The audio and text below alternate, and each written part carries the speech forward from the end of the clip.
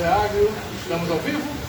Estamos! Olá, eu sou o jornalista Cefas Carvalho e estamos iniciando mais uma edição do programa Conversa no Botequim. Toda sexta-feira, 19 horas agora, no Bar Dallos Comunidade, no Centro Natal, tem programa de entrevistas irreverente, divertido, mas com muito conteúdo, num bar em pleno funcionamento. Ou seja, nós estamos fazendo aqui no Bar Dallos Comunidade e hoje nós vamos falar sobre medicina e sobre games e inteligência artificial. É isso mesmo. Eu estou aqui ao meu lado com Chagas Neto, que é médico anestesiologista e especialista em IA, inteligência artificial, e designer de games. Olha só, Chagas Neto, bem-vindo ao programa Conversa no Botequim. Olá, amigo, uma satisfação enorme. Eu gosto muito de conversar sobre a parte de informática. Eu acho que tem muito a acrescentar, esclarecer toda essa evolução que a gente está fazendo. Perfeito. Vamos conversar muito sobre games, vamos conversar sobre inteligência artificial, falar um pouquinho de medicina também, né? Sempre é bom. Afinal de contas, tem muito médico aqui, muita gente bacana aqui, daqui a pouco eu dou um abraço para cada um.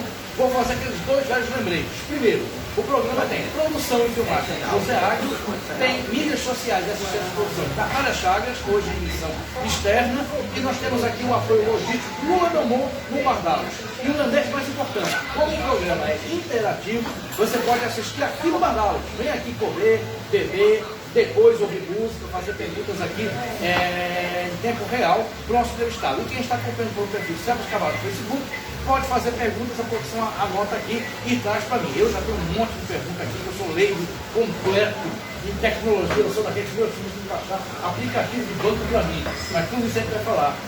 Chagas Neto, uma alegria tê-lo aqui, muito cheio, a gente estava conversando aqui, a conversa estava ótima, cheio de assuntos, mas para manter a tradição do programa, eu sempre pergunto sobre como a pessoa chegou naquilo que se tornou conhecida hoje, no seu caso médico, anestesiologista, mas também com essa pegada na tecnologia, como eu já falei. Como é que foi sua infância? Fala um pouquinho. Você tem medicina em casa, mas você era médico, você gostava de game, fala um pouquinho disso. A gente sempre teve a influência, né, muito pouco da saúde. Eu também de várias gerações que se dedicam à saúde. Meu pai é anestesiologista, agora é enfermeiro.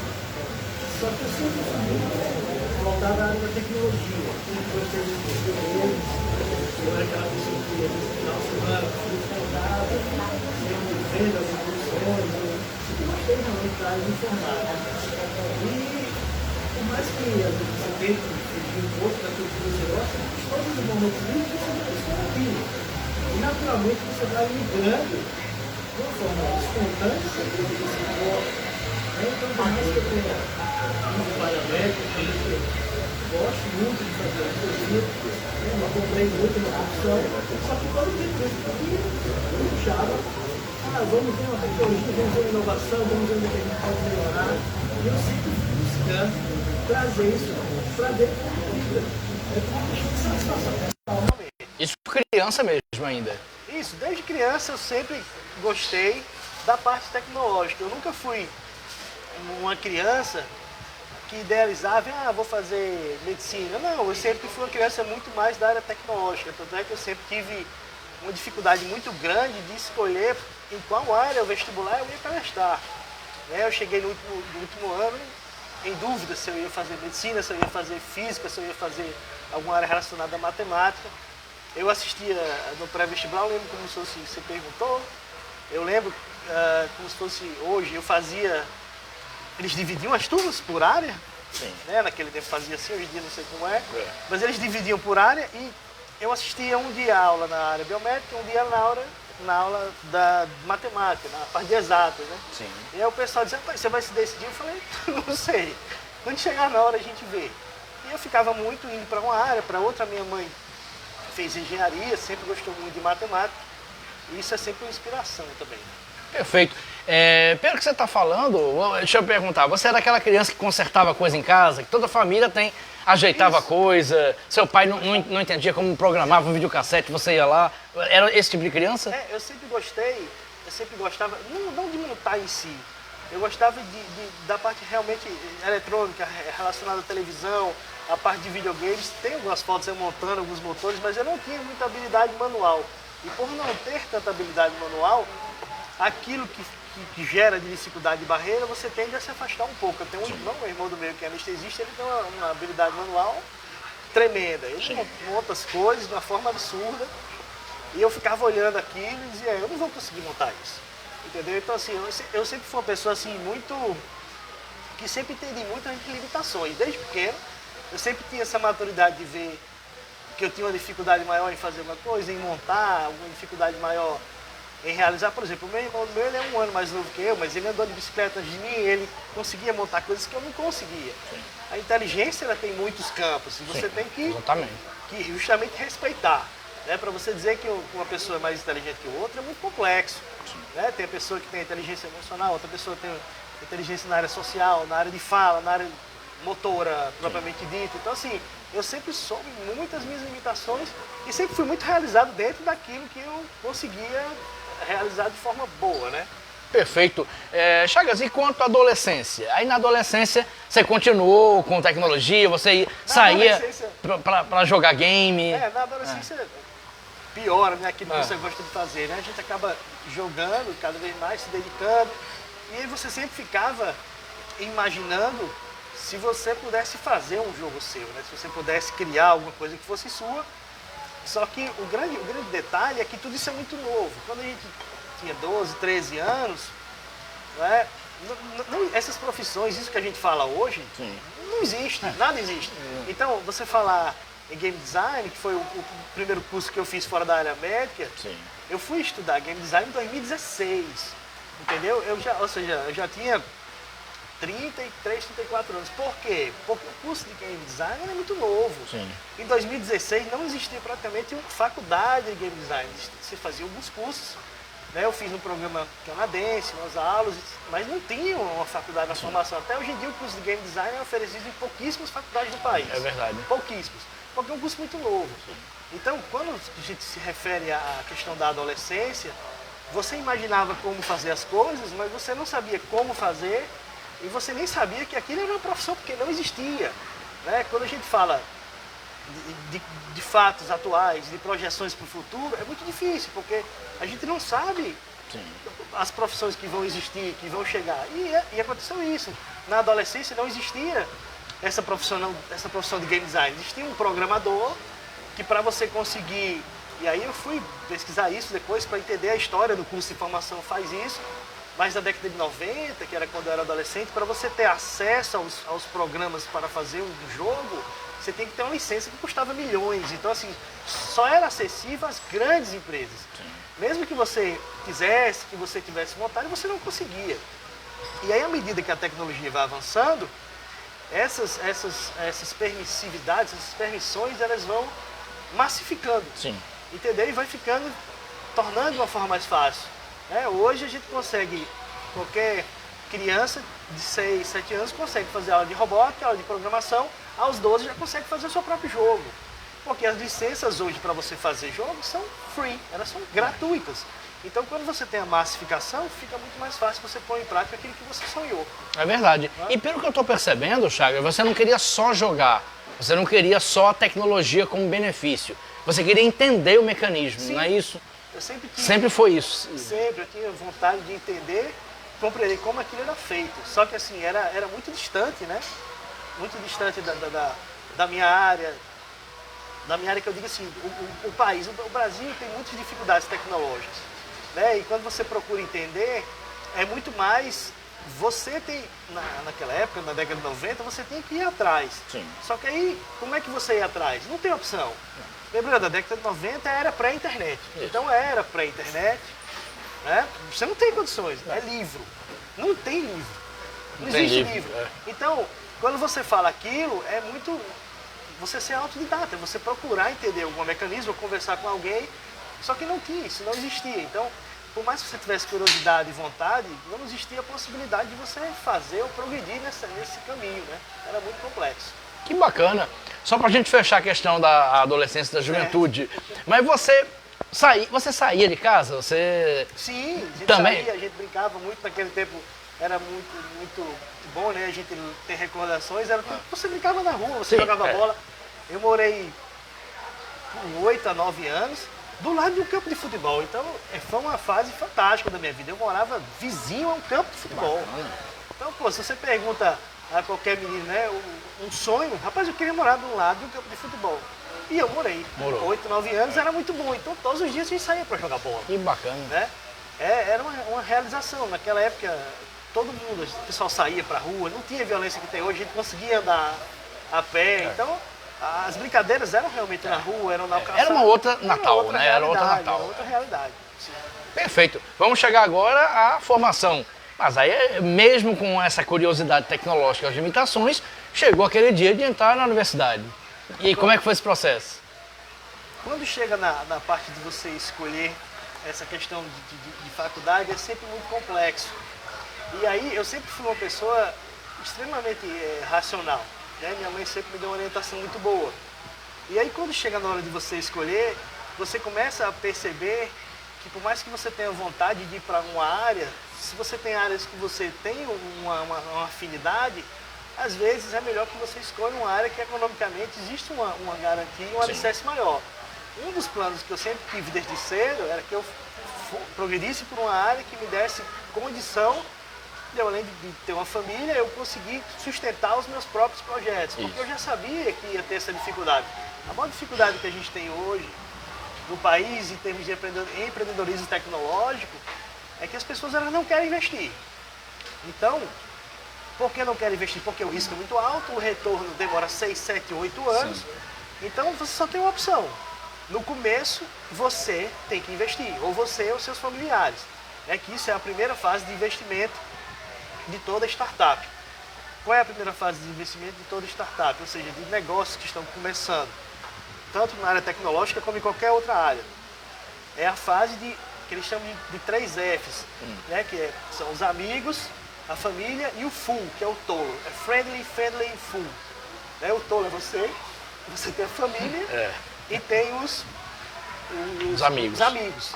Então, essa tríade, que eles chamam de triple F, né? Que é o family, friendly e fools, é a primeira fase da startup. E aí eu sempre, logicamente, que não tinha esse conhecimento, porque isso não existia. Sim. Tudo isso que a gente está trazendo são conceitos novos, são conceitos de 2, 3 anos para cá. Só que eu sempre tive a concepção de que eu precisava ter uma estabilidade econômica para poder investir nos meus próprios projetos. Sim. E durante muitos e muitos anos foi assim. Né? Até pouco tempo, tudo que a gente fazia e construía era do nosso próprio dinheiro. Você vai esperar que alguém vá financiar você, alguém vá dar linha de crédito, você não vai conseguir. E aí você não consegue pôr em prática. Até que chega o ponto que você começa a ter retorno e você começa a ter uma progressão que você começa a viver também disso. Isso ajuda que você... Não é só um sonho, né? Você tem aquela virada de chave e você começa a ter uma remuneração muito boa para aquilo que você faz. Entendeu? Mas eu tive realmente essa dualidade. Optei por fazer medicina, né?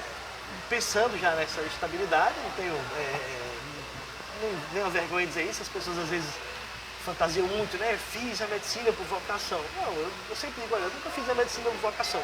Me encontrei, gosto muito do que eu faço, sou muito bem realizado, entendeu? Exerço a anestesiologia com muita vontade, gosto muito da parte humana, de conversar com os pacientes. Ah, que bacana.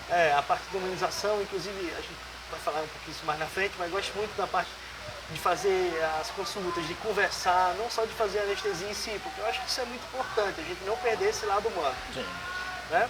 E aí eu optei por isso, pensando também na questão de estabilidade financeira, e se um dia eu quisesse fazer, pular para essa parte tecnológica, eu poder mesmo bancar os meus projetos, entendeu? Sim. E hoje, né, quando a gente começa a frequentar, dar palestra, aula em outros lugares, é que a gente começa a perceber como o pensamento ele foi acertado, mas sem eu ter o conhecimento. Porque hoje você vai e você vê todas as fases dos desenvolvimentos do negócio, e a primeira justamente é essa. Né? Quem é que vai patrocinar tudo que está começando? Você volta para aquilo. A família, os amigos e o tolo. E né? o tolo. Que é você. A pessoa que tem a ideia. Né? Então, eu sempre tive esse pensamento. Eu sempre fui muito focado em uma trajetória. Tá? Muito bacana. Chagas, e como é que foi o começo? Uma vez formado, como é que você começou? Experiência de residência, conseguiu conciliar com gosto pela tecnologia ou no começo a medicina absorveu muito? Fala sobre os primeiros passos. Tanto na parte da medicina e depois vem a parte da especialização, é a parte que você se afasta mais, porque é um curso que consome muito, você acaba se afastando, e por ser um curso integral, manhã, tarde, é muita aula, né? São muitas provas, é muito cansativo, você acaba realmente se afastando um pouco do sonho, né? Achava que eu não ia voltar, porque a gente não sabe, a vida é uma coisa muito difícil, né? Eu digo muito que você se apega muitas vezes com aquilo que lhe é oferecido. Sim. Entendeu? Uma coisa é você imaginar que vai acontecer, outra coisa é chegar lá, é outra realidade. E eu fui, o período da faculdade, o período da residência foram períodos bem pesados.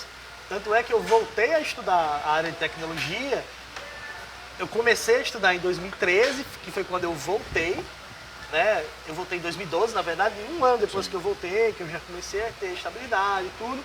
Aí eu disse, rapaz, agora eu vou começar a voltar a estudar tecnologia. Eu passei 7 a 8 anos praticamente sem estudar essa parte de tecnologia, voltado mais à medicina realmente. Então se afastou um pouquinho realmente. Sim, me afastei bastante. Bastante. E aí, quando voltei, que eu consegui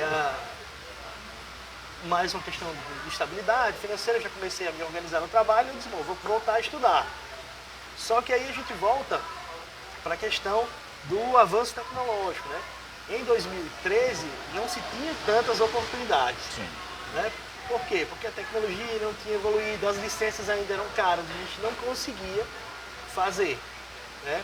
E uma das grandes viradas foi após o ano de 2014, 2015, eu não lembro agora exatamente. A gente começou o nosso primeiro grande projeto em 2016, no estúdio aqui do Rio Grande do Norte, mas a grande virada de chave foi quando passamos a 2014 e 2015, que a gente teve acesso aos grandes programas de fazer jogos. E eles começaram a dar essas licenças gratuitas. E aí você começou a ter acesso àquilo que era impossível. Né? Antes, para você programar alguma coisa, você tem que pagar 1, 2, 3 milhões de dólares para ter acesso.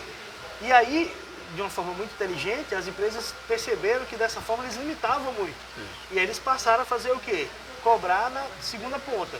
Eu deixo você usar meu programa, você desenvolve, quando estiver pronto, você me dá um percentual do lucro. Exatamente. Mas aí todo mundo entra e programa. E aí foi aí que a gente realmente sentou, a gente agora consegue a licença, vamos começar. E coincidiu com a fase, eu presumo, que você já estava estabilizado na profissão. Exatamente. Então, juntou o Tomé com o Bebé, como você diz no interior. Coincidiu na fase que eu já estava estável, já estava com um rendimento bom. Era a época que sobrava um capital muito bom e aí eu conseguia investir boa parte nisso. Né? E aí em 2016 a gente fundou o estúdio, começamos a nos reunir. A princípio eu não sabia como a gente ia trabalhar, como a gente ia fazer. Quando você diz a gente, sócios? Ah, desculpa, perdão. Como a gente fundou um estúdio, né? Tinham 4 ou 5 sócios, eu não fui um sócio fundador, eu entrei depois. Sim. Tiveram sócios fundadores. Eu não consegui entrar desde o começo, porque, enfim, trabalhando muito nessa vida louca do hospital para hospital, eu não consegui pegar do começo, mas eu peguei na criação do nome, da logomarca, eu ainda fui, mas eu não fui um sócio fundador, eu entrei depois na sociedade. Né? Quando eu entrei, a gente estava começando a desenvolver o nosso primeiro projeto e foi assim, foi uma forma muito gratificante, né? Porque ali já começava a realização de um sonho, né? Você dizer, pô, vamos fazer o que é da gente, a primeira vez que a gente vai conseguir fazer. E quando a gente se deparou, a gente não tinha nível profissional nenhum.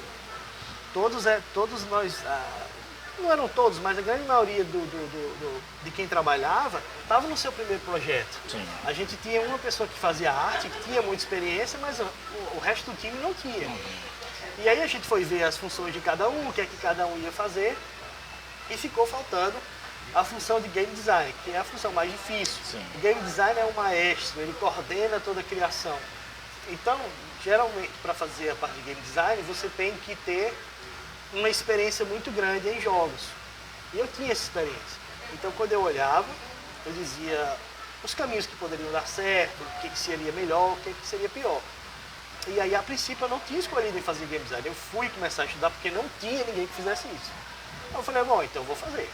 Aí, em 2016, eu comecei a procurar cursos, né? Esses cursos eram muito ruins ou não tinham, a gente não tinha acesso. E eu consegui realmente, efetivamente, entrar para fazer o curso em 2019.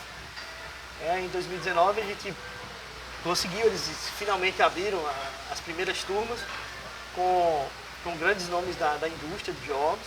A gente tinha acesso, a gente conversava com eles, né? Era realmente uma tutoria.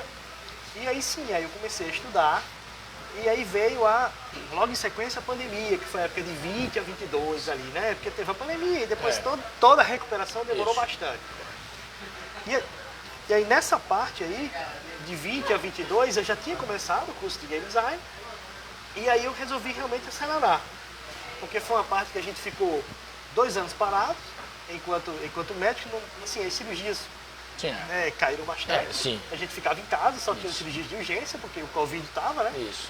E aí eu aproveitei bastante para intensificar todo o meu estudo na área tecnológica. Eu disse, rapaz, vamos começar a estudar a parte tecnológica, porque, enfim, eu já estou em casa sem fazer nada mesmo. Então eu vou fazer o que eu gosto. Aí comecei a estudar essa parte tecnológica para a gente poder acelerar. E aí a gente foi fechando alguns contratos, foi aumentando o volume do jogo, até que em 2022 a gente lançou o primeiro jogo da gente. Foi o maior projeto da América Latina, da história, né? O maior orçamento. É um jogo que foi lançado para PlayStation 4, para PlayStation 5, em grandes nomes da indústria. Teve uma distribuição a nível mundial, a gente vendeu para mais de 180 países o jogo. Nossa, foi mesmo? Foi, o projeto Potiguar. Eu não tinha noção disso. A gente teve um destaque muito grande na imprensa internacional. A imprensa nacional é muito complexa, né? A gente não teve muita expressão aqui, mas a gente conseguiu uma tiragem boa em mais de 150, 160 países, uma distribuição bem interessante, né?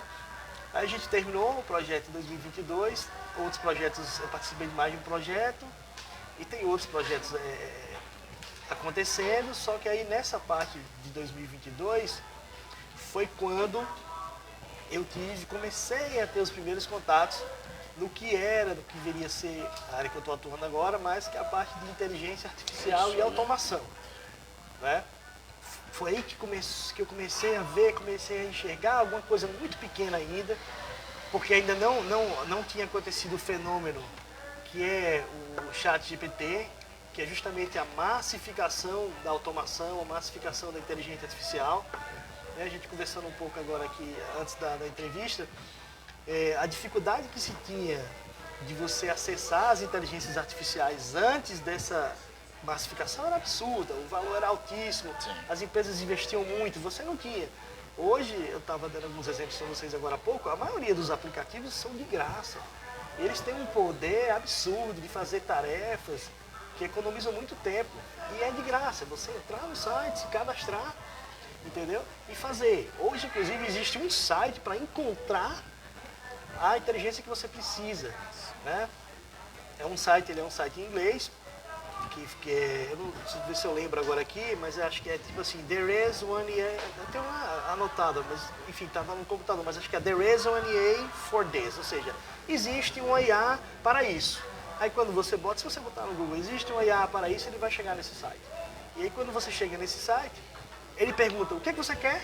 Você bota, eu quero fazer um slide, eu quero uma apresentação, eu quero editar um vídeo para o programa de conversa. Você vai colocar e ele vai dizer todas as inteligências artificiais gratuitas e não que já estão à disposição para você usar. É muita coisa, né? Temos hoje mais de 12 a 15 mil aplicativos de inteligência artificial no mercado, a maioria deles gratuitos, né? E a gente foi inundado com isso de uma hora para outra, né? Vamos conversar sobre isso com detalhes, mas uma coisa para a gente ir na linha temporal. A gente foi pegando tudo, foi emendando. Isso, eu brinco muito com o Dr. Geraldo da linha temporal para poder. Continue. Obrigado, Águio. Obrigado. Depois daqui a pouco eu leio aqui. Uma curiosidade que eu tenho, Chagas, você falou nós, porque nós fizemos o estúdio, né? Sim. Os seus sócios, os seus colegas, se surpreendiam de você, de repente, estar num plantão e ir lá, e assim, o que esse médico está fazendo aqui? Havia uma surpresa, havia algo no estranhamento? Na verdade, eu participava muito pouco, porque como eu ficava dentro do hospital, a minha participação era muito mais em forma de orientação e muito mais em forma de conselho. A gente fazia reuniões online. Eu não tinha tempo de ficar no estúdio, eu estava dentro do hospital fazendo cirurgia ou em plantão, e sempre a gente fazia as reuniões, mais a tipo de orientação, né? Eles traziam os problemas, a gente está com um problema nessa parte, nessa parte, nessa parte. Aí eu dizia, esse problema resolve assim, esse assim, esse assim. E eu botava para eles fazerem. Eu não tinha como ir. A função do game design é uma função muito mais de orientação, de ver os problemas, é uma função de criação, na verdade. Não é uma função de mão na massa. Quando você pensa assim, você trabalha em um estúdio, é aquela pessoa que passa 8 horas dentro do estúdio, programando, trabalhando. Não, a pessoa que faz game design é o cérebro da operação. Então, eu pensava isso que você disse, que era quem fazia... Isso, eu estou ali para resolver os problemas e não fazer o trabalho braçal. É como se fosse mais ou menos o arquiteto, o engenheiro e o pedreiro. O pedreiro seria o programador, né? O engenheiro, ele fiscaliza a obra, que seria a pessoa que estaria abaixo, e o arquiteto é quem idealiza tudo, e ele idealiza os problemas, juntamente com o engenheiro. Então, quando você vai ver, o arquiteto, ele vai bem menos na obra do que o engenheiro. Sim, exatamente. Só que tudo passa por ele. Passa por ele. Entendeu? Então, é a mesma construção. Quando você fala nas bases para você construir um jogo, né, você tem as linhas de hierarquia, vamos dizer assim. Sim. E o game designer é um maestro. Não necessariamente ele precisa ficar no local, mas todas as principais decisões passam por ele, as decisões de ajuste, né? Entendeu? E aí com isso eu fui conseguindo conciliar, mas sempre realmente, assim, em termos de presença no estúdio, eu era bastante ausente, eu ficava no hospital trabalhando, só que toda a vida à noite eu chegava, sentava, via os problemas, dava os comandos e ia tocando. Na hora de decidir para qual lado eu ia, a gente sentava na mesa e apontava as decisões. Geralmente eu decidia com outros sócios e a gente ia resolvendo, né? Por falar sobre decidir, sobre isso, vamos pegar uma parte didática aqui. Eu sou quase leigo em games. Eu só sei de games porque o meu filho jogava LOL. Meu Olha filho aí. Pedro jogava LOL. E hoje ele tem uma empresa de produtos geek e de animes. Tá bacana. Tem uma empresa, a Wanted. Wanted, não, É, vou olhar. tá bom, especializado em produtos de One Piece. Vou dar uma olhada. Por causa dele eu sei, se não seria leigo completo. E muita gente que está aqui, como quem assiste a gente, não tem esse domínio, já passou dos 40, não tem esse domínio. Então quando você fala game, embora eu tenha uma noção, mas para quem está acompanhando a gente, quando você fala game, é um jogo. Só que certamente não é um jogo como a minha geração de 50 anos jogava, não é aquele Galáctica que você jogava, é outra coisa. Conta pra gente como funciona um jogo, qual é a complexidade dele, quais são as variedades. À medida que a tecnologia vai avançando, para que você consiga um resultado melhor, você tem que dividir por áreas, porque o nível de vamos dizer assim, de expertise em cada área é muito alto.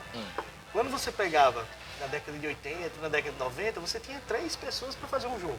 Porque você não tinha como fazer, nem que você quisesse, você não tinha ferramenta para fazer. Era a navezinha fazendo assim e atirando Só que pra hoje cima. o nível de complexidade é tão grande que beira o realismo. Você não sabe, dependendo desses de última geração, agora da 6ª, 7ª geração, você não sabe mais. Se você colocar uma imagem e você passar, e você não prestar muita atenção, você não sabe a diferença entre aquilo ali e a realidade. Eu já entrei num bar que estavam botando um FIFA. Como se fosse jogo. E tinha gente assistindo. Um exemplo muito bom eu tive que avisar bem Isso. constrangido que não era Nós já futebol. Nós já temos outros casos, esse inclusive ficou bem famoso, de um streamer que ele estava streamando uma partida de FIFA dizendo que era o jogo original. E ele teve centenas de milhares de visualizações. E aí depois de 15 minutos, porque o tempo do vídeo é bem mais rápido, mas depois de 10, 15 minutos ele disse que era fake, pediu desculpa. Mas assim, o nível da imagem era tão real, eu não lembro agora exatamente quais foram os times que ele streamou, mas ele botou a televisão, pegou um PlayStation 5 desse da vida e começou a streamar. E coincidiu dele botar o jogo na hora, vamos supor, vai ter Flamengo e Botafogo agora. Ele pega, quando começa ele bota Flamengo e Botafogo no PlayStation, ele começa a jogar e o pessoal que está acompanhando só pelo stream dele, porque ele abriu a transmissão, né? Muitas vezes o jogo ele é para uma TV paga, muita gente não tem acesso. Eu vou transmitir Flamengo e Botafogo. Aí você abre lá no PlayStation, começa a jogar. Aí daqui a pouco tá 3x0 pro Flamengo, 3x0 pro Botafogo, na vida real tá 0x0. Aí o pessoal começou a ver no UOL e falou, pô, mas peraí, o jogo tá 2x0, aqui tá 0x0. E esse foi um caso bem interessante, né? Aí na verdade, ele, depois de 10 minutos ele pausou e na verdade foi um experimento, né? Ele era patrocinado, eu não lembro agora se era pela Sony ou pela Microsoft, ele era patrocinado justamente para provar isso aí. Mas é um experimento terrível, né? Sim. Porque se tanta gente caiu nisso, é porque era muito real. Exatamente. Né? Ele foi, pago para provar que dava para fazer. entendeu? E aí, quando foi... Mas só que, com pouco tempo, ele viu que o negócio estava tomando uma proporção muito grande, que poderia realmente sobrar para ele muito, e ele pausou, pediu desculpa, disse que era parte do experimento, que o pessoal ia entrar, e realmente ninguém percebeu, até que ele parasse o nível de realidade que atingiu. Então, para que a gente tenha esse nível de realidade, a gente precisa ter uma cadeia muito grande de profissional. A gente tem que ter um profissional que faça o desenho, a gente tem que ter um profissional que faça a programação, a gente tem que ter um profissional que mexa na iluminação do jogo, ele faz só a luz do jogo. Eu tenho que ter um profissional... Tranquilo. Eu tenho que ter um profissional que mexa na iluminação do jogo, eu tenho que ter um profissional que faça só a bola, eu tenho que ter um profissional que faça só a camisa do jogador. Então, assim, quando você vai ver os grandes jogos de hoje, você tem 1.000, 2.000, 3.000 pessoas trabalhando naquilo. Nossa. Entendeu? É uma empresa gigante para você fazer. O que garante o realismo, né? O que Um jogo como realismo. Last of Us, por exemplo. Pronto, um jogo como Last of Us, eu não tenho um número exato aqui para você, mas eu lhe garanto que foi muito mais do que 500 pessoas e muito mais do que 100 milhões de reais para fazer um jogo desse. É lógico que o Last of Us, ele teve um retorno de mais de $1 bilhão, mas você gasta de 100 a 200 milhões de reais. É o orçamento de um filme. Eu não sabia Né? disso. Os jogos hoje, eles têm o tamanho e o gasto de um filme. De um filme. Então, se você vai fazer, eu peguei aquele último Top Gun aí do Tom Cruise, é mais barato do que muito jogo de videogame, entendeu? Então, assim, é por isso que a indústria hoje do videogame ultrapassou o cinema e ela movimenta valores absurdos. Porque o gasto é muito grande, mas também o retorno, O retorno é grande. Né? Aí você falou do jogo que vocês desenvolveram aqui em Natal. Sim. Sobre o que se tratava? Agora bateu curiosidade. Qual era a dinâmica do jogo? O nome do jogo era Dolmen. Você pode pesquisar aí na internet. É, na verdade, uma ficção científica espacial. Você era um general, onde você era mandado para um planeta para você investigar uma nova fonte de energia, chamada Dolmen, e essa fonte de energia causava uma dobra espacial que permitia que você viajasse entre os universos de uma forma mais rápida.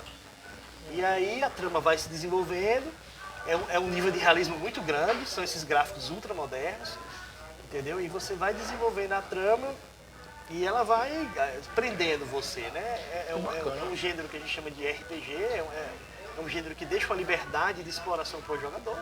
Você está livre para explorar, só que é de um nível de realismo muito grande.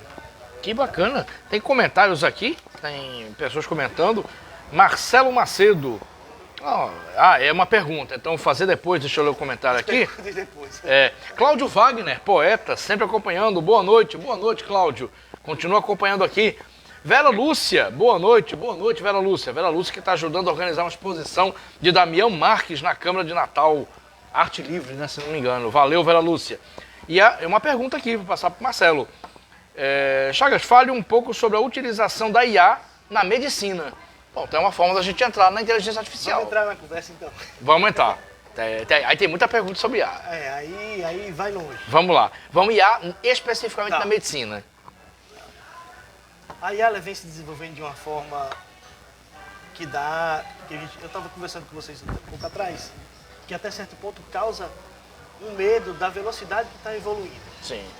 Tá? A IA hoje ela está em vários ramos da medicina.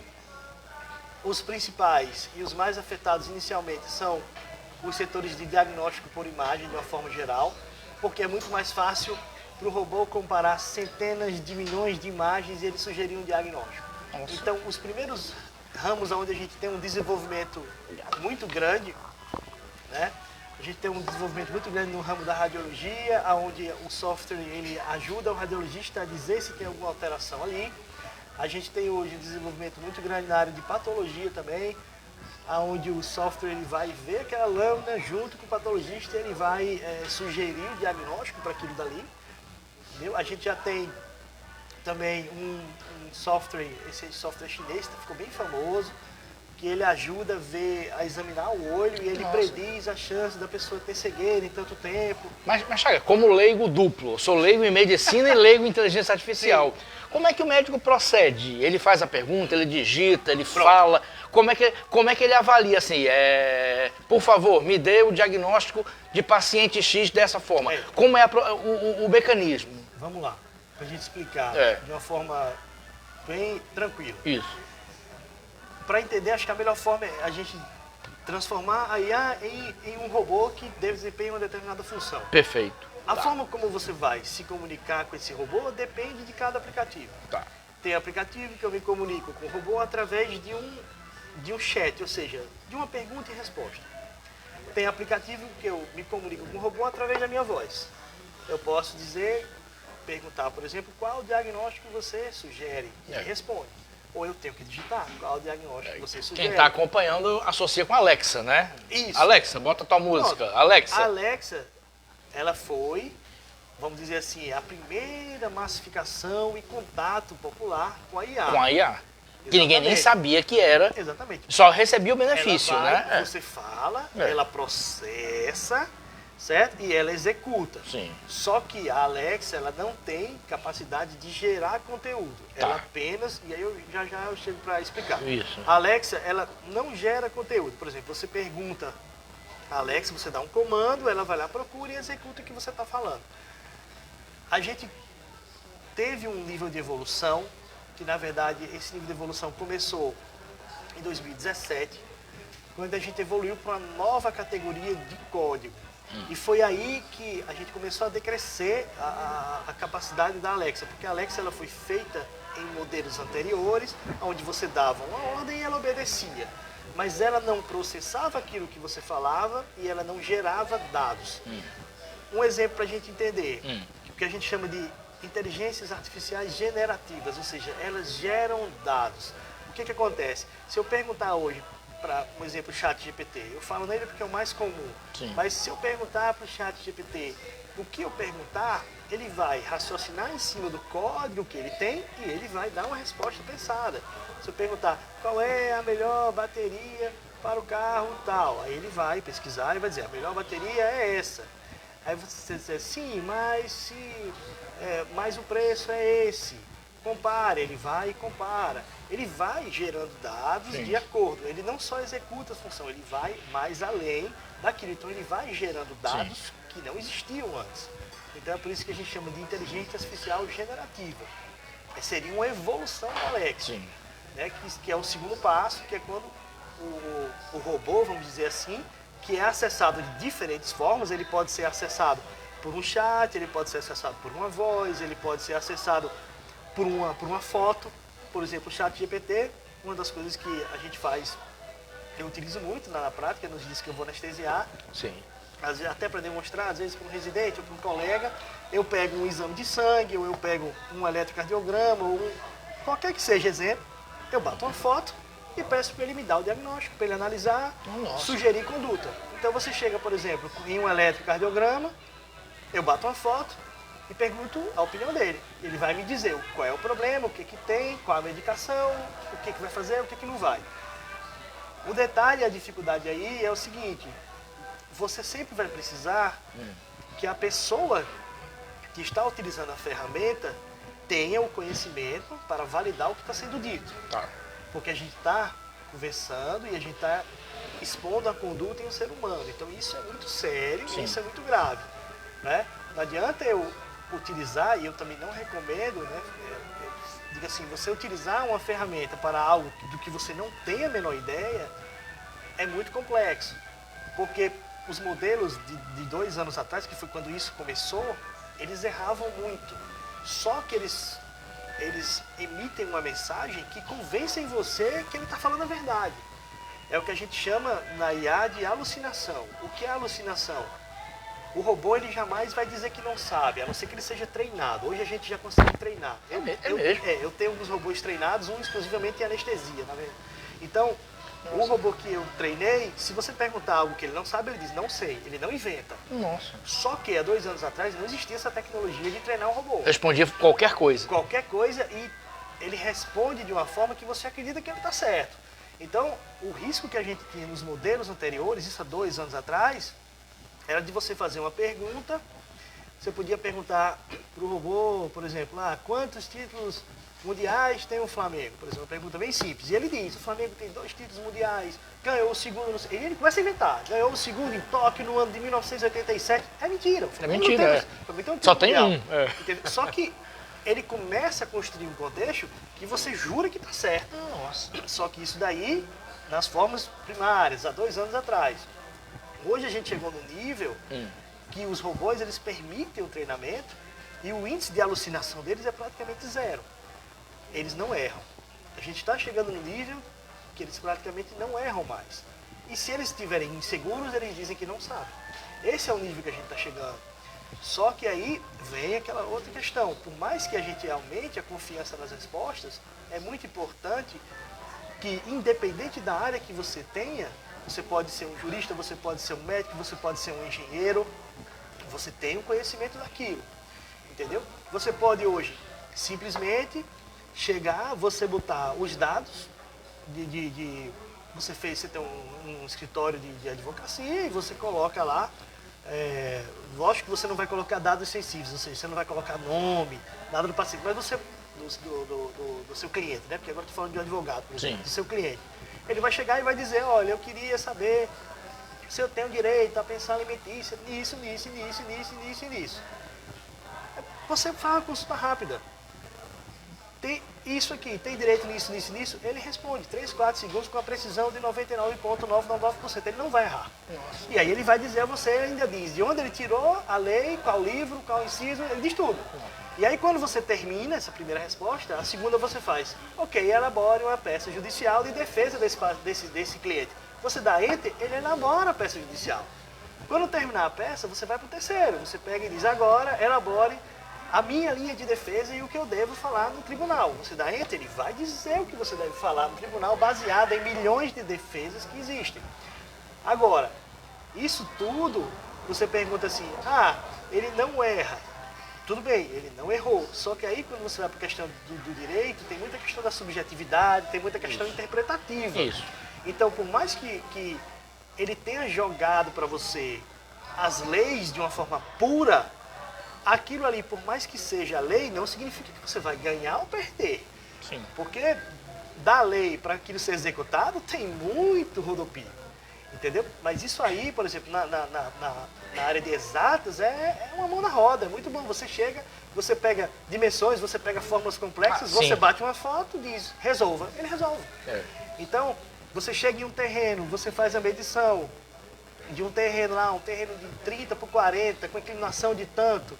E você pergunta para ele, diz, qual é a melhor opção para esse terreno com inclinação de tanto, considerando que em 2 meses chove nessa região, considerando isso, qual é a melhor conduta? Ele vai calcular tudo, vai dizer a melhor conduta, vai dizer qual é o melhor mês, estatisticamente, para você começar a construir, para você deixar de construir, o valor estimado de uma obra, se você botar, dependendo do estado. Então, assim, a gente chega num nível de avanço que tudo isso vai facilitar muita coisa. Só que você precisa ter o conhecimento para você poder validar. E torna outras também complexas, né? Sim. Por exemplo, citar alguns exemplos agora. Começar Obrigado, Agui. Vamos para a parte ruim. A parte boa é muito boa, né? Isso, a parte... Tem o outro lado. Pelo menos, antes da ruim, a parte pelo menos mais complexa. Por exemplo, na questão de humanas. Existem jornalistas que pedem matérias para o ChatGPT. E a matéria sai artificial. Assim, um outro jornalista, um olhar clínico, consegue identificar que aquilo não foi feito por uma mão humana, por uma informação errada. Aí eu lhe pergunto, no caso específico, por exemplo, eu ia perguntar da medicina. Sério? Por exemplo, e se com a sua experiência você vê que o ChatGPT deu um diagnóstico, ainda que tenha sido a junção de várias informações, mas que você não concorda, como proceder? Ele dá um diagnóstico, mas você diz, ou um médico com mais idade, que bem mais idade que você diz, não é isso não. Como é que fica isso? Não tem problema. Se hoje isso acontecer, que eu acho assim, uma possibilidade, sendo muito sincera aqui e honesta, principalmente pela atualização que a gente teve 72 horas atrás, que eu estava comentando com você, sim, a chance disso acontecer é remota, é muito baixa. Mas vamos supor que aconteceu. Se acontecer, vamos supor, temos 2 médicos e o robô deu uma resposta que não é suficiente para nós 2. Eu peço para ele revisar a literatura. Eu boto, tem certeza, ele revisa toda a literatura e bate.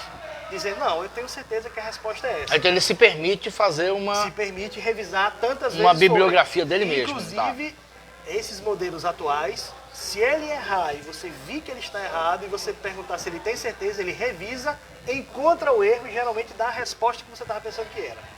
Ele chega ao ponto de revisar a própria resposta e pedir desculpas, diz, me enganei, vi isso, isso. Só que o que eu estou falando, isso aí acontecia muito mais em modelos passados. Sim. Né? Eu ajudei a desenvolver uma inteligência artificial para anestesiologia. Já tem 1 ano e meio que a gente está testando ela. Né? A gente demorou 8 meses de teste antes de comercializar, porque a gente estava realmente vendo a quantidade de respostas corretas, porque é uma coisa muito séria. Só que faz 8, 7 meses que a gente não tem nenhuma resposta errada. Nossa, entendeu? Então, assim, e são perguntas extremamente difíceis. Às vezes a gente pega colegas que têm o mais alto título, a mais alta titulação, né, que às vezes tem dúvida em alguma coisa, porque a anestesia é um mundo. A anestesia são dezenas de especialidades com dezenas de nuances. Então, muitas vezes você está lá, tem alguma coisa que faz 5, 10 anos que você não vê, você está num plantão, chegou, não é muito a sua área, entendeu? Você lembra mais ou menos como é aquilo ali, mas você não tem certeza de um detalhe ou outro, entendeu? Então, é uma ferramenta que pode lhe auxiliar. O que eu sempre recomendo é, utilize a ferramenta, obtenha uma resposta, procure um segundo colega. Não jogue para o robô. Não jogue, porque no final quem vai assinar é você. O robô não tem culpa, entendeu? É você que vai assinar. Então, sempre se eu tiver uma dúvida muito grande, eu pergunto, e aí eu procuro algum colega, ou ligo para o colega. Eu falo, rapaz, é o seguinte, estou aqui um caso assim, assim, assim, o que você sugere? E aí eu não digo a resposta do robô para não causar um sugerimento no colega. Entendeu? Ele vai me dizer. Isso é difícil de acontecer de eu ligar, porque geralmente os centros cirúrgicos têm várias salas. Sim. E aí você é só ir na sala do lado rapidinho, perguntar para o colega, ele vai lhe dar uma opinião. Se você não sabe fazer, você vai na outra do lado e pergunta, e você faz mesmo uma mesa redonda ali, e você consegue resolver. E aí eu pego a resposta do robô e guardo para mim. Entendeu? Aí eu vou conferir com os colegas do lado. No final, para não dizer sempre, mas a verdade é sempre, a resposta correta está no que foi sugerido. Nossa. Entendeu? Isso a gente tem hoje. Né?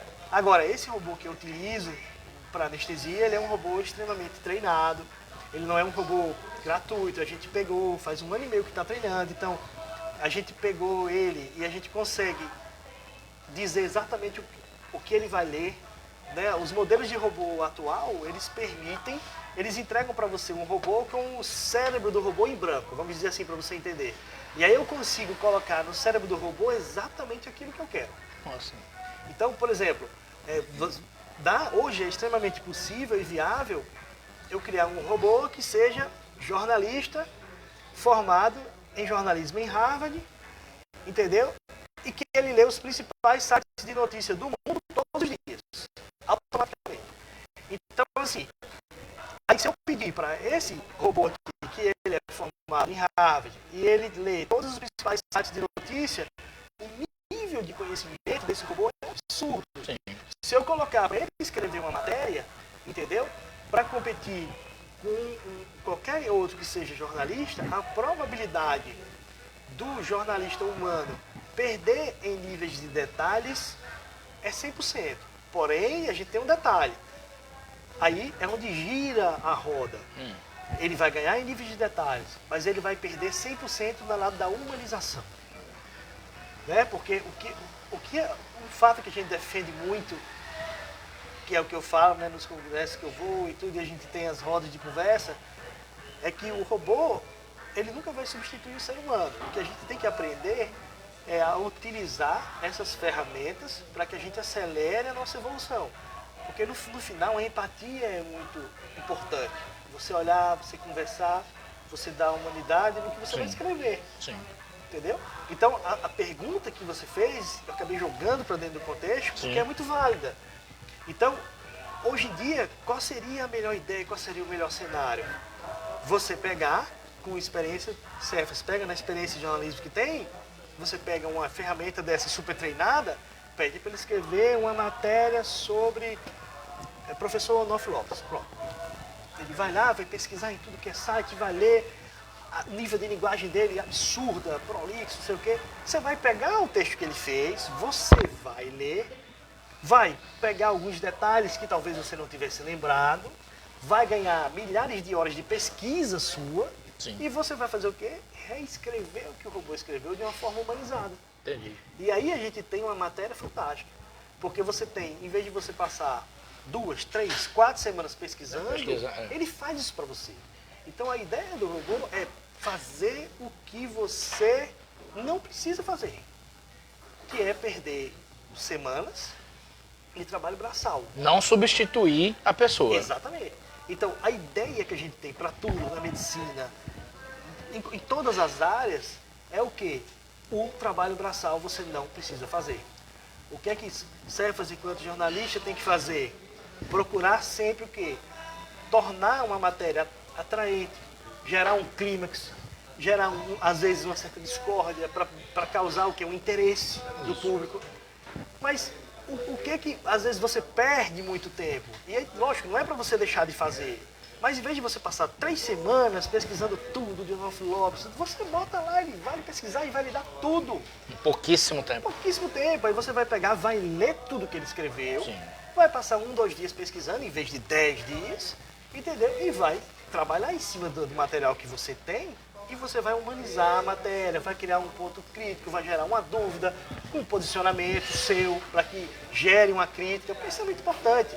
Se o jornalismo, de uma forma geral, não desperta interesse, ninguém vai ver. Entendeu? Você tem que provocar, você tem que criticar, às vezes, faz parte disso. Então, na área que você for, e na parte da medicina, o grande detalhe que a gente fala é isso, é uma ferramenta que vai fazer com que você ganhe tempo. Como é uma forma que eu utilizo muito hoje, é a forma realmente de atualização. Eu, em vez de pedir que ele me sugira para fazer alguma coisa, às vezes eu estou em casa, aí tem, sei lá, você tem 10, 15 livros que falam a mesma coisa. Você fala, rapaz, faz o seguinte, você dá um prompt. Prompt é um comando, ou seja, uma linha de comando para o robô. Sim. Você pede para que ele me dê o que existe de mais atualizado em protocolo para tal doença. Você dá Enter. Quando você faz isso, ele vai ler os 15 livros, vai pesquisar nos sites que eu mandei, ou seja, não sites de domínio público, sites especializados. Sim. Vai ver tudo isso e vai me resumir em 2 páginas. Então, em vez de eu passar 2 semanas atrás, eu vou entrar num site para pesquisar qual artigo vou ler. Não. Você vai dar um Enter, ele vai fazer isso para você. O que é que você tem que fazer? Ler o resumo que ele deu. E ele vai dizer de onde tirou as coisas, para deixar a margem de confiança. Aí você vai ler, entendeu? E daí vai. Uma outra forma de IA que o pessoal utiliza muito hoje, né, são para CEOs de empresas ou pessoas que fazem negócios. Né? Por exemplo, amanhã vou me reunir com a Brahma, por exemplo, ou qualquer marca de cerveja. Eu não entendo nada disso. Chego pro robô e falo, me diga todos os dados ou os principais dados sobre a Ambev. Você dá Enter, aí ele puxa. Quantos funcionários, quantos estados, empresa internacional, isso, patrimônio tanto. Gerou positivo, gerou negativo. Quando ele terminar tudo isso, aí você explica para ele. O meu negócio é de fabricação de tampinha de cerveja. Aí você bota, tenho uma fábrica de tampinha de cerveja. Gostaria que você me ajudasse a como conversar uma conversa com o CEO da Ambev. Você dá Enter. Aí ele avalia tudo que ele já botou anteriormente sobre a empresa, avalia as suas empresas, avalia as opções e vai dizer, para você gerar um interesse melhor para a Ambev, eu estou citando um exemplo bem generalista para vocês entenderem. Para você gerar interesse no CEO da Ambev, você tem que dizer que a sua tampinha é pressurizada, que a sua tampinha faz não sei o quê, que a sua tampinha é de alumínio, não sei o quê. E aí ele dá sugestões para que você inicie uma conversa e que você se prepare. Então, isso hoje, existe um robô só para preparar você para reuniões. Então, esses robôs eles são caríssimos porque eles são desenvolvidos para CEOs de grandes empresas. Porque antes, o CEO da empresa, toda vida que ele fosse fazer um negócio, ele tinha que fazer 3 semanas de pesquisa. Isso. Ou mandar alguém fazer. Isso. E agora, a secretária tinha que pesquisar o nome da esposa, o nome dos filhos, e agora, o que a ele biografia. faz? Ele chega, já é totalmente treinado o robô, ele bota só assim, ó. Me fale sobre a BMW na Alemanha. Você dá Enter, vai tomar seu banho. E aí ele começa. Quando você chegar, ele já puxa tudo que você precisa saber sobre a BMW da Alemanha. Quando você vai conversar com a pessoa para você fechar um negócio, que você começa a falar, tem dados às vezes que o próprio dono da empresa não sabe Não ou sabe. não está tão atualizado, porque ele puxou um negócio de 4 meses atrás. Mas você sabe, E você você sabe. leu no dia anterior. Exatamente, você fica falando coisas que até impressiona. Você fala, pô, você estudou bem a minha empresa. Na verdade, você deu um enter e leu 2 dias antes. Só que você lê informações extremamente capacitadas e fidedignas sobre aquilo. Então, as aplicações positivas da IA, elas são infinitas. Mas tem o outro lado da espada. Vamos falar do outro lado. Eu tô com umas perguntas aqui. São as aplicações ruins da IA. Tem um comentário aqui, Maria Gorete. Meus parabéns, Chaguinhas. Valeu, Maria Gorete. Continua com... É minha tia. Ah, sua tia, que maravilha. Aí não vale. Vale sim. Vale sim, viu, dona Maria Gorete? Doutor Geraldo, eu perguntando como leigo, ele dizendo como treinar um robô. Aí é difícil, né? Treinar um robô. Vamos falar um pouquinho sobre isso. Na parte, como você falou, exatas, e na parte de informações parece tudo ótimo, maravilhoso. Sim. Vamos passar para a parte lúdica. Por exemplo, eu sou escritor, além de jornalista, sou escritor. Certo. A gente tem aqui Roberto Lima, que é compositor, dos melhores. Tem Ed Alves, que vai fazer o show daqui a pouco. Artistas como nós. E se, por exemplo, me dar na telha eu dizer, eu quero um conto envolvendo uma pessoa, um homem que acaba um relacionamento em Natal e está chorando e quer se matar na Ponte Nilton Navarro. Ele tem condição de me dar um conto sobre isso. Sim. E se Roberto dizer assim, eu quero fazer uma música usando essa e essa palavra, qual é o risco disso acabar em plágio? Qual é o risco disso ser detectado? De assim, isso não parece com Cefas. Tá. Isso não parece. Como é lá. que funciona pro lado lúdico? Essa possibilidade tão fácil, Aí é uma Chaga? pergunta lúdica e de legislação dentro Isso, as duas coisas. misturada. Misturada, obrigado. Tá? Aí o que acontece? Existe uma legislação que, por você não saber de que parte o robô está tirando aquelas informações para escrever, o que ele gera e o que ele entrega é livre e pertence a quem deu o comando. Então existe uma legislação que protege quanto a isso, certo? Então, por exemplo, hoje já tem muitas pessoas que já estão milionárias vendendo livros feitos por inteligência artificial. Mas isso é debatido no mercado editorial. Isso. E tem uma discussão seríssima. Seríssima, O prêmio Jabuti proibiu inteligência artificial nas premiações. O grande lance é o seguinte, e aí fica a questão. Isso. Você chega assim e fala para mim, eu vou proibir a inteligência artificial. E aí é onde a gente vai chegar agora. Hoje, existe programa de inteligência artificial que humaniza o que foi escrito. E a chance de detecção por um ser humano é baixíssima. Nossa. Já tem. E não é e de graça. E vários que fazem isso. Por que que surgiu essa demanda? Porque o pessoal estava começando a fazer prova de colégio, prova disso, daquilo, escrevendo texto, e o professor detectava. E aí tem os que a gente chama de inteligências artificiais que fazem um transcoder, que embaralham, que você não consegue perceber. Então, o fato de chegar e dizer assim, o prêmio Jabuti proibiu fazer por IA. Ele vai conseguir agora. Mas em pouco tempo, você não tem como provar. Você não vai conseguir provar que foi um robô que escreveu. A gente, veja, entenda, aí a gente vem pro lado ruim, porque a gente está competindo com a pessoa que estudou. Eu não sou a favor disso, eu estou eu não tô fazendo juízo de valor. Eu sei. Eu tô fazendo pergunta jornalística. Eu acho que vale muito a pena pra gente entrar nesse grupo. Eu não concordo com isso, eu acho que perde muito. Mas eu estou lhe dizendo que pode ser feito. Pode ser feito, sim. Hoje, se você pegar uma pessoa que tem um nível de conhecimento de escrita e de português médio, ele consegue escrever um livro com uma precisão muito boa. Inclusive, você escolhe a linguagem que você quer que o robô escreva, o tipo de narrador, se é onisciente, onipresente, eu não lembro muito disso, porque eu não sou muito bom nessa parte, mas você pode escolher o tipo de narrador. Primeira pessoa, terceira pessoa. Você escolhe. Eu quero um romance que faça isso. Formato experimental, convencional, tudo. O que você quiser. Que tem esses parâmetros. Eu quero um narrador em primeira pessoa e eu quero que você utilize uma linguagem parecida com Machado de Assis. Ele vai fazer. Ele vai pegar, quando você dá enter, ele pega todos os livros de Machado de Assis, ele vai ler e ele escreve com a identidade em relação a Machado de Assis, assustadora. Assustadora. Entendeu? Então, assim, o que a gente tem hoje é isso. E o que você falou é muito válido. Porque até que ponto é muito fácil chegar e botar uma legislação que diz assim, o que o robô produzir é de quem produziu e a lei vai segurar isso. Sim. Só que o problema é que cai nisso que você falou. Quem é que vai garantir que isso não vai ser parecido com outro livro, que isso não vai ter plágio?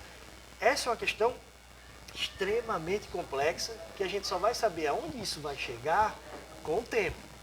Mas da mesma forma que os prêmios, vamos dizer assim, de escrita tradicionais, eles condenam isso, que eu acho justo, na minha opinião, nesse ponto, eu acho muito justo, a gente vê um mercado crescente absurdo em relação a isso. Principalmente em histórias infantis. Sim, sim. Por quê? Porque antes você precisava de uma equipe de 3 a 4 pessoas e você demorava um mês, exagero, mas 15, 20 dias para fazer um livro infantil ilustrado. Hoje uma pessoa faz isso em 10 minutos. Eu pego e chego no chat GPT, aí eu vou precisar de vários agentes de inteligência artificial, tá? Sim. Eu vou dar um exemplo. Tá. Eu pego o chat GPT, peço para ele criar um livro infantil de uma história entre uma formiga e um tamanduá. Ele vai criar. Depois eu pego esse texto do chat GPT, vou para outra inteligência artificial e digo, eu quero que você crie páginas ilustradas baseadas no texto. Eu aperto Enter, ele vai criar toda a animação. Depois eu pego toda a animação e o texto, vou para outra IA e digo, eu quero que você faça uma capa ilustrada baseada nisso. Ele vai fazer. Depois disso eu junto os três, fecho virtualmente, como a pessoa diz, porque não fecha, você vende como um e-book, um e-digital e bota para vender. Então hoje em dia, nós temos empresas de uma pessoa só que produz 30, 40, 50 livros infantis digitais por dia. Eu não sabia disso. Então assim, quando você vai hoje em dia e você pega assim, eu vou ser escritor, né, estudar letras, para ser escritor e me dedicar à arte infantil, entendeu? O mercado de concorrência para a arte infantil hoje é muito difícil. Por quê? Porque uma coisa é isso que você falou, obras de grande complexidade, para adulto, que exigem vários parâmetros. Sim. Qual é o parâmetro de uma obra infantil? Tem que ser agradável e rápido. Porque minha filha vai ler 2, 3 vezes, depois eu quero uma outra obra. Exatamente. E aí, para complicar, o que acontece? A obra que eu tenho 3, 4 artistas trabalhando, um escritor, vai ser, um exemplo, R$20. Essa daí, que é virtual, o cara vende por R$3. Então, eu tenho 2 filhos. Então, para mim, é melhor R$20 ou 7 obras por R$20. Exatamente. É complexo. É complexo. E ainda tem a opção de, tipo assim, R$3 se for digital, 5 se for impresso. Então, por R$5 eu consigo uma obra impressa de uma qualidade absurda, Sim. feita por um negócio fantástico. E por que você cobraria também uma autoria de um livro que uma criança lê? Entendeu? Também você não, então, assim, não vai ficar cobrando. A proteção para níveis de escrita superior, como você falou, romances, né, assim, elevados, obras para adultos, obras acadêmicas, existe e ainda é muito grande, apesar do pessoal tentar invadir. Mas esse mercado de literatura, vamos dizer assim, de alto consumo, literaturas que não exigem muito, esse mercado foi totalmente invadido e eu não sei se existe uma recuperação para isso. A verdade que a gente percebe é isso. Hoje, se você pegar, não tem essa estatística precisa, mas se você pega a quantidade de livros infantis, né, daqui a pouco você tem 80, 90, 98% dos livros infantis são feitos por robô. Por quê? Porque é muito mais fácil, como eu falei. É muito mais fácil, ainda mais num país como o nosso, que o poder aquisitivo é baixo, né, a poder de renda é baixo, é muito melhor eu comprar 5 obras do que eu comprar uma que foi feita por um escritor especializado em criança, com um artista X, tudo. Até porque o próprio desenvolvimento faz isso. Sim. Né? A gente programa, de novo, quando a gente fala programar robô é muito complexo às vezes para você entender, mas assim, a gente dá as linhas de comando para ele e eu posso moldar a forma como ele vai raciocinar. Eu chego e começo a construir ele com os códigos. Aí eu começo a construir. Como é que eu faço? Eu digo, olha, você vai ser um escritor, mesmo esquema, um escritor infantil, formado na melhor faculdade de letras do Brasil. Você fez Tudo você vai botando. Você fez PhD em Harvard em letras inglesas. Quando você bota isso, ele já pega todos os livros de Harvard de literatura e já baixa para ele ler. Então, começa a ficar a concorrência desleal para um mercado de baixa exigência. Sim. Porque você fala assim, mas aí a qualidade do escritor infantil, ele é superior. Tem que ter cuidado, porque o robô que está escrevendo, ele fez USP, PhD em Harvard. Para literatura infantil. E é uma literatura que, tipo assim, não existe exigência. A exigência é que a figura seja bonitinha. Isso, claro. E a criança goste. Exatamente. Entendeu? Então, assim, quando você fala de literatura de alto, né, assim, uma literatura diferenciada, eu ainda acredito que existe uma proteção muito grande. Mas a fronteira de invasão é complexa. Entendeu? Nossa, que... Cefas, coitado, tá? Que tema, É difícil. 1 hora já, viu? 1 hora de programa, passou voando, nem começou. Eu tenho ainda 48 perguntas para fazer, estou brincando. Fica à vontade. Tem uma pergunta aqui de Natália Chagas, mas deixa eu fazer uma, ela vai para médico, mas deixa eu fazer uma para a gente, por hora, encerrar a parte aqui. Como cinéfilo, eu já vi vários filmes da qual a inteligência artificial sai do controle. Vou citar o Inteligência Artificial do Spielberg, que o menino acaba desenvolvendo emoções. Tem o Eu, Robô, Sim. o Westworld, onde tanto a versão de 75 com o Yul Brynner como a série. Eu lhe pergunto, tem perigo desses robôs, a inteligência artificial, sair do controle? Essa é uma pergunta muito difícil. Na sua opinião. Porque aí a gente tem que trabalhar com alguns conceitos que eu vou tentar resumir. Sim. Tá? Nós temos duas correntes do pessoal que estuda inteligência artificial. Nós temos a corrente do pessoal que vai para o lado catastrófico, onde vai ser o exterminador do futuro. Isso, Que eles vão tomar conta e vão se virar contra a gente.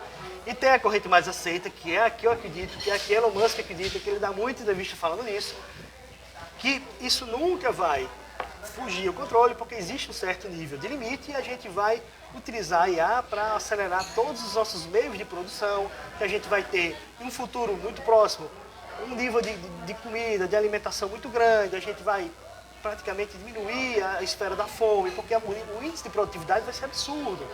Então a gente vai conseguir domar essa tecnologia para que a gente consiga ter avanços sociais. Isso é o que eu acredito. Porém, outros problemas e outras profissões irão surgir. Né?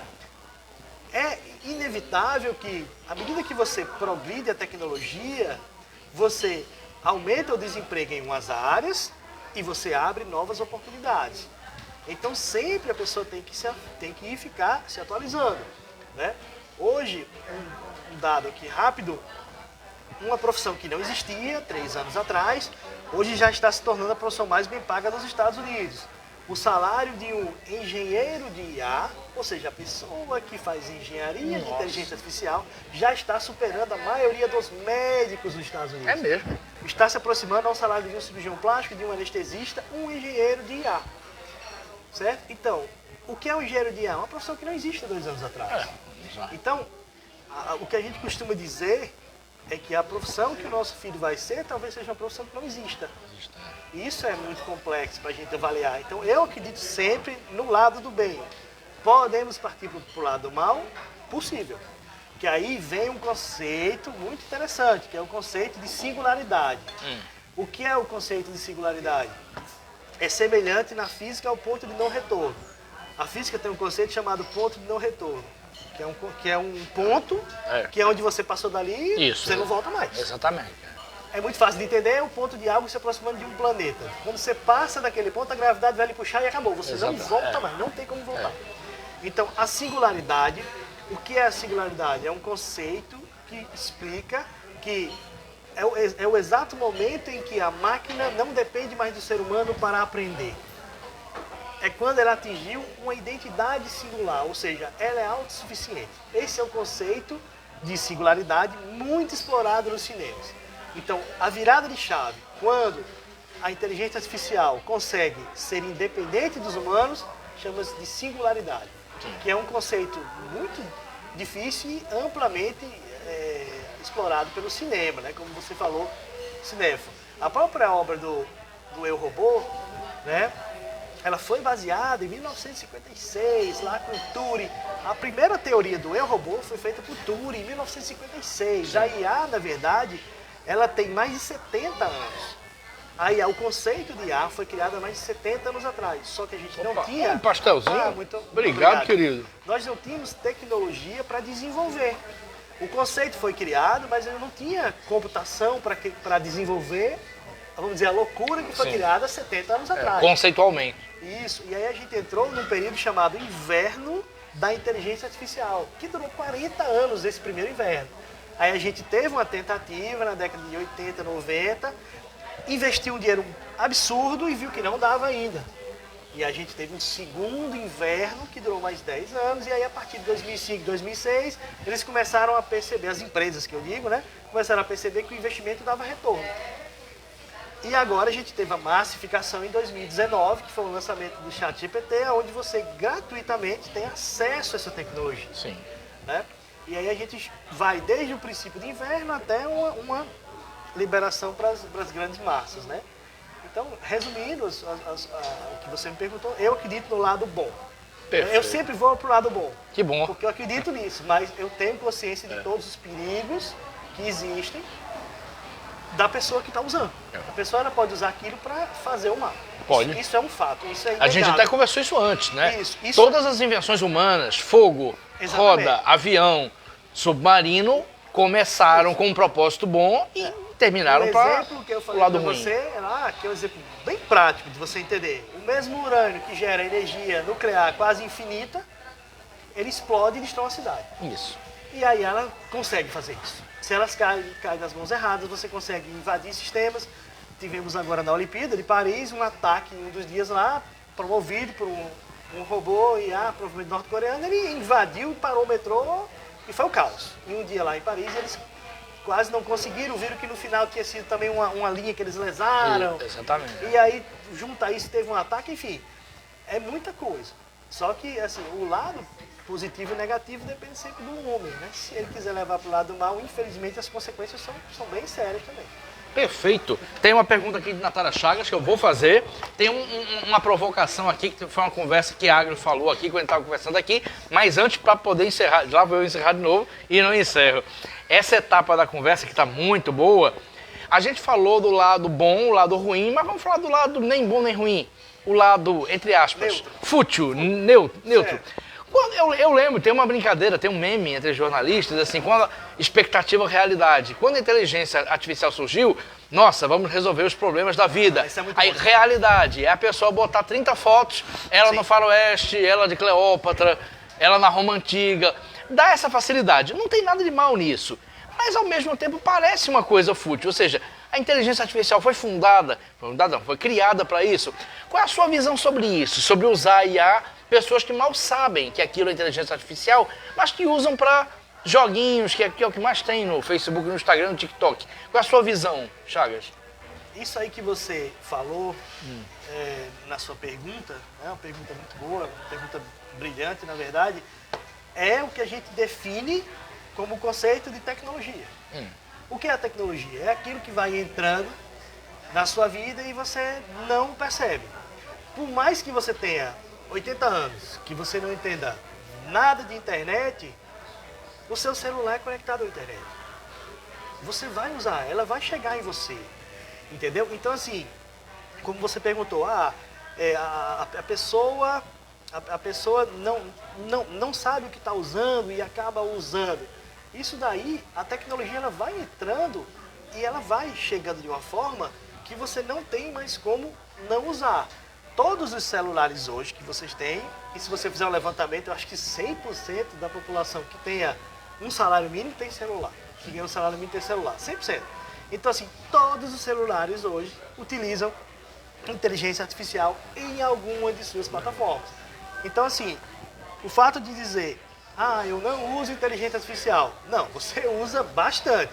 Você não sabe que você está usando. Entendeu? É a mesma coisa. Eu não gosto de internet, mas você acessa um banco. Se você acessar um banco, você está usando a internet. Está usando a internet. E a outra coisa que é muito importante é a questão de costume, é a questão de mudança cultural. Um exemplo que eu gosto muito de falar é uma coisa que aconteceu há 3, 4 anos atrás, foi o lançamento do Pix e do QR Code. Quando lançou o Pix e o QR Code, já ninguém quer usar, é muito ruim, é aquilo, é aquilo, é aquilo. Hoje em dia, eu vou para a missa no domingo, quando eu vou pegar meu carro, a pessoa que está lá tomando conta do carro tem um QR Code. Tem. Faz, doutor, tá aqui Flanelinha o QR Code. tem, Aí você tá entendendo? Então, assim, a pessoa que está lá tomando a conta do carro, ela tem uma instrução básica, entendeu? Mas está completamente, foi envolvido por aquilo, porque aquilo é um facilitador da vida dela. Sim. Entendeu? Ela não precisa mais. Ninguém hoje, quase ninguém anda com dinheiro, é tudo digital. Entendeu? Então, assim, a inteligência ela vai chegar para isso, a IA ela vai cada vez mais entrar e você vai cada vez mais usar sem que você perceba. Esse é o conceito de tecnologia. A tecnologia ela vem, Sim. Inicialmente existe uma curva para isso. Eu não lembro agora, são muitos dados, mas assim, existe uma curva que fala justamente isso, que é a da expectativa, de adoção. Aí você tem uma quebra de expectativa, vai lá para baixo. Todos os modelos eles funcionam assim. Quando surge uma tecnologia nova, você tem uma expectativa gigantesca. Então a curva vai lá para cima, que é o que você disse. Vai revolucionar. Vai revolucionar, vai resolver quando veio o DVD, vamos todos assistir os clássicos. Ninguém assistia clássico o que acontece, nada. Tem uma quebra de expectativa e a curva vai lá para baixo e ela vai subindo devagarzinho até que ela retomba. Isso aí é uma curva que serve para muitas coisas na vida. E a IA não foge disso. Então, e outra coisa também que é importante, a fase que você vai entrar nessa curva, né? A fase inicial, que é a fase de euforia, é o que a gente chama em inglês de early adopters, ou seja, as pessoas que adotam de forma, que são os fanáticos por tecnologia. Tudo que surge novo, os early adopters, ou seja, as pessoas que adotam de forma precoce, vão correr para aquilo ali.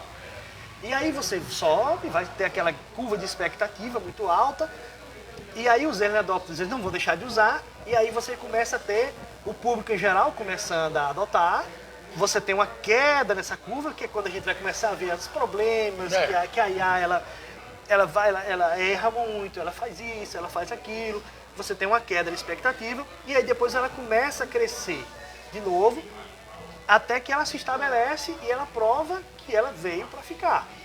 E aí a gente chega na terceira etapa, que são os late adopters, ou seja, as pessoas que demoraram muito a adotar e já estão sofrendo danos e não percebem. Sim. Então nós temos hoje 3 categorias, os early, os mid, que é os mid adopters, ou seja, as pessoas que adotam no tempo correto, e os late adopters. O que a gente tem visto na IA, que é o que assusta a gente, é que esse processo de subida, queda e nova subida está sendo absurdamente rápido. Absurdamente rápido. Um processo que às vezes demora 15, 20, 30 anos para você ter essa subida e queda, na IA dura 6 meses. Como eu estou falando para você, os robôs que a gente tinha 2 anos atrás, eles erravam muito. E foi onde teve a queda. Hoje eles praticamente não erram mais. Então, a evolução é muito rápida. Eu estou falando com você agora, daqui a 3, 4 meses, já lança a atualização e você fica assustado. Como eu falei, Sebas, 3 dias atrás, o GPT atualizou e eu passei a noite toda, fiquei até 3 da manhã. Foi, você falou vendo aqui. O que aquilo podia impactar nos aplicativos, porque foi absurdo, a diferença já foi absurda. E daqui a 3, 4 meses eu vou ter outro susto. E assim a gente vai levando. Né? E vendo as possibilidades, por estudar e entender aquilo ali, vai me causando uma alegria de ver que está evoluindo e, pelo outro lado, uma angústia de ver que aquilo pode ser usado para um lado errado, entendeu? Porque é muita facilidade. A gente está massificando coisas que podem causar um dano realmente, entendeu? É verdade. Ainda nessa pergunta, pegando o lado errado, eu vou fazer aquela provocação de Águila aqui na conversa particular. Depois eu vou fazer a pergunta de Natália e encerrar, porque Lula Belmonte tá lembrando que vai ter show daqui a pouco. Tá bom. Vai ter Ed Alves aqui cantando, showzaço. Por mim eu ficava até meia-noite conversando, mas eu sei que tem que liberar você e tem que liberar o palco aqui. Deixa eu fazer... A gente tava conversando, eu, você e Águila, nosso produtor, sobre... Eu não vou dizer que é um lado errado, assim, de alta periculosidade. Não é nada de bomba, de nêutrons, nada assim. Mas a inteligência artificial, pelo que a gente está conversando, pode permitir com que pequenos golpes sejam feitos. Como, por exemplo, um aplicativo que imita a voz de outra pessoa, ou que imita a linguagem de outra pessoa. Isso pode fazer pessoas caírem. Eu lhe pergunto, como é que você vê isso, Chagas? Como é que você pode, por exemplo, simular a voz de um parente seu para pedir um golpe, ou simular a voz de um ator ou uma atriz para dizer que está precisando de alguma coisa. Como se evitar isso e qual a sua opinião sobre isso? Infelizmente, da mesma forma que a gente leva para o lado positivo, a gente tem os danos. E hoje, isso foi uma pergunta que foi feita no último Congresso de Inovação e Gestão. Foi em São Paulo, eu fui, que é o CBIGS, é um congresso patrocinado pela Sociedade Brasileira de Anestesia. E foi uma pergunta que foi feita. O que podemos fazer para nos proteger disso daí? Né? Eu vou começar por aí, depois eu falo outra parte. Hoje, as medidas que a gente tem para proteção é tentar atender apenas aqueles números que são identificados. Entendeu? É lógico que a pessoa pode sair, pode ser sequestrado, ser ligado de um outro número. Só que nós não temos defesa. A grande verdade é essa. Você fala assim, como a gente vai se proteger disso? Não tem. Não existe proteção. Isso avançou muito e a gente não tem camada de defesa. Eu estava falando para vocês dois que há 2 anos atrás ficou famoso, assim, principalmente para quem estuda isso, o primeiro caso de golpe multimilionário. A pessoa entrou na sala de reunião, jogou um filtro, né, que as mulheres usam muito um filtro para botar batom, maquiagem, só que ele botou um filtro de voz e de imagem e uma pessoa comum se passou pelo CEO de uma empresa, ele fechou um negócio, deu uma conta, transferiu o dinheiro e roubou mais de 100 milhões. Né, em uma reunião oficial de uma empresa de alto calibre. Então, assim, não existe defesa. É muito complexo. O que a gente sempre tenta é nunca agir por impulsividade, sempre desconfiar, tentar fazer perguntas, verificar. Enquanto está conversando, verifica, pede para outra pessoa ver se a pessoa atende o telefone, se liga, como é que vai fazer, desconfiar de golpes. Eu caí em golpe também. Então, é muito preciso, a gente tem golpes hoje que são sem condições. A pessoa faz suporte do WhatsApp, liga para você, sabe onde você mora. Extremamente complexos. Sabe onde você mora, sabe tudo. A sua exposição de dados é absurda. Hoje você, com dados de internet, você consegue montar uma conta pós-pago de um plano de celular. Entendeu? Aconteceu comigo. 2 anos atrás chegou uma conta de um plano pós-pago da Vivo, era R$70 a cobrança. Quando eu vi, a pessoa era igual a maré. Entendeu? Aí eu falei, desculpa, Sumaré em São Paulo, Sumaré em São Paulo. Eu falei, mas Sumaré, aí eu fui lá na Vivo, ele, não, doutor, ele pegou os seus dados da internet, abriu uma conta pós-pago, eu falei, como é que o cara abre uma conta pós-pago, isso é uma foto de identidade? Ele falou, doutor, mas ele tinha foto, só não tinha assinatura, mas para você abrir uma conta... E ainda foi pouca coisa. Poderia ter feito um mega como lá. Exatamente. Entendeu? Porque para você abrir, por exemplo, uma conta, veja como isso é sério, eu preciso saber os dados, que é meu nome, o nome da minha mãe, o nome do meu pai, a data que eu nasci, meu CPF. Sim. Isso aí é baba, então se você botar na internet você consegue. Você consegue. Entendeu? Uma foto, que isso aí também, dependendo de você botar, eu sou médico, tem exposição de foto em tudo que é lugar, eu pego uma foto, pego esses 5 dados, acabou. Eu mando um e-mail, acabou. Eu consigo montar a conta. É verdade. Entendeu? Então, a gente vive hoje num regime muito complexo. Dessa questão de segurança, a gente não tem. A verdade é essa. Quando pergunta assim, o que fazer para evitar? A gente não tem. E o medo que a gente tem é que cada vez isso fique mais frequente e mais bem elaborado. Porque eles vão massificando isso, ou seja, vão disponibilizando esses aplicativos de forma gratuita. Sim. E de forma cada vez mais fácil de executar. Se você bota um aplicativo que é difícil de fazer, um aplicativo que tem um custo muito grande para você usar, você limita os golpes, porque você precisaria que na quadrilha tivesse alguém que entendesse de programação, você precisaria que na quadrilha eles estivessem dispostos a pagar 10, 20 mil reais para entrar, mas não é assim, é de graça sem saber programar. Exatamente. É de graça, sentou, clicou, mudou sua cara, ficou igual a Van Diesel, Tom Cruise e segue o jogo. Entendeu? É isso que acontece. E o aplicativo é gratuito, você para e entra, entendeu? Então, assim, é muito complexo. Essa pergunta é uma pergunta difícil, a gente não sabe como. Mas é desconfiômetro mesmo. Total. Um filho, uma filha pediu dinheiro. Não, liga, né? Oi, filha. Ligação de vídeo. Tá precisando. E isso que você tá falando é desconfiômetro, vai né, mesmo? Cada vez mais preciso. Eles vão ligar para você com a voz igual a minha. Ele vai ligar porque vai acontecer. Um amigo liga. Não, deixa eu ligar para você. Opa. Outra coisa que eu diminui bastante, eu fazia muito, eu diminuí, exposição em rede social. Isso aí é muito perigoso, muito perigoso. Você bota na sua rede social foto com seus filhos, ele vai pegando dados do seu endereço, onde você mora. Então ele vai montando, se ele começar a espionar você por 6, 7, 8 meses, Ele vai, em cada foto, ele vai pegando um detalhe da sua vida.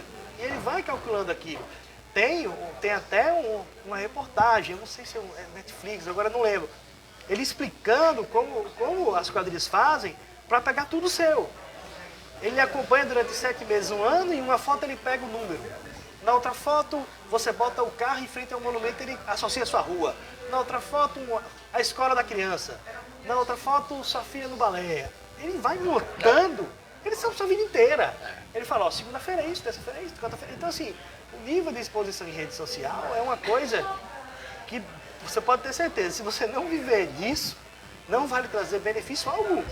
Se você vive disso, vai trazer remuneração, mas o risco é grande.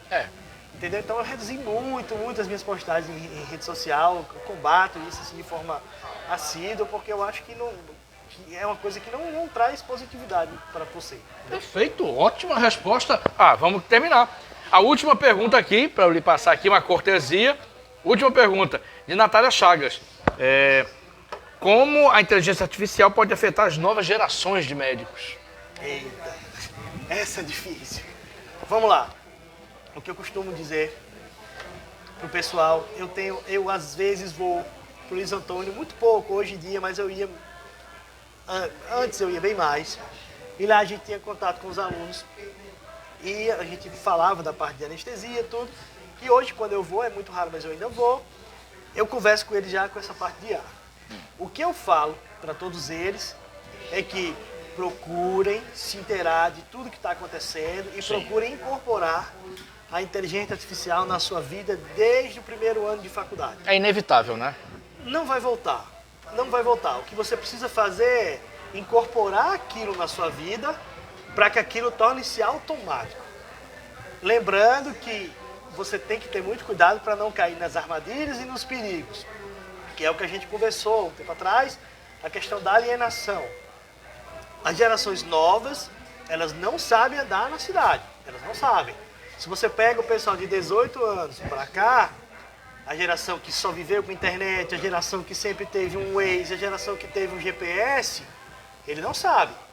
A minha geração ainda sabe mais ou menos o que é a Avenida 1, 2, 3, 4, 5, ainda me perco o negócio, meus pais sabem todas as avenidas decoradas, eu já sei mais ou menos, aí meu filho já não sabe mais nada. Minha geração descia a pé pra praia, Sim. ia pra Ponta Negra a pé. E aí o que acontece? É uma alienação total, porque ele confia naquilo. Então, você acaba perdendo. Isso você consegue aplicar para tudo na sua vida. Não adianta você se confiar 100% numa máquina, por mais assertividade que tenha, você precisa estudar para você ter a sua própria opinião. Então são os 2 conselhos que eu dou. O primeiro, incorpore a sua tecnologia na sua vida e não dependa dela para você tomar suas decisões. É algo que vai fazer com que você acelere o seu processo de estudo. Uma coisa que eu acho muito válida é o quê? Pedir para o robô criar roteiros de estudo para você. Então você pega, vamos supor que você tenha estudado a parte de cardiologia. Você chega e pergunta para ele quais são os 10 pontos principais que eu devo estudar. Ou elabore 30 perguntas que você acha plausível para que eu tenha um entendimento do funcionamento cardiológico. Isso é fantástico, porque eu estou usando a ferramenta para aprimorar, entendeu? E aí você pode responder as perguntas, depois que você responde, o robô avalia as suas respostas e ainda diz aonde você deve estudar mais, o que é melhor. Você pega, isso a gente já está fazendo, tem algumas coisas que a gente está elaborando agora nesse sentido, de você pegar, fazer um roteiro de estudo personalizado para cada pessoa. Desse roteiro a gente vê aonde a pessoa acertou mais e errou mais e dizer, olha, você está deficiente na parte de cardiologia, você está deficiente na parte de neuro, você está deficiente nessa parte. Então, você consegue utilizar a ferramenta para melhorar o seu desempenho médico. Então, basicamente é isso. Incorporar a tecnologia, porém evitar cair nas armadilhas que ela pode tratar, ter a sua própria opinião e utilizar de uma forma que você consiga acelerar o seu desenvolvimento. Perfeito, respondido então. Vamos ao encerramento do programa. Uma cortesia da Cachaçaria Amorim para você, para o entrevistado, uma cachaça Triunfo. Rapaz, esse aqui tem dono. Tem um colega meu que gosta muito. Triunfo, essa aqui eu vou passar bem, esse aqui tem dono. Pronto, está aqui. E agradecer a nossa equipe, José Agro na produção e filmagem, Natália Chagas mídias sociais assistência de produção. Estamos aqui no Bardaus, agradecer a Lula Belmont pelo apoio logístico aqui, agradecer a todo mundo que está aqui, muita gente bacana, agradecer ao Dr. Geraldo Ferreira, presidente do Sindicato dos Médicos, SINMED, que está apoiando esse programa, e de uma salva de palmas para a ótima entrevista, Dr. Chagas Neto, acompanhando os pais aqui, Chaguinha aqui, sempre presente, Nancy aqui, e agradecer a todo mundo, a todos e todas que estão assistindo, até o próximo Conversa de Botequim.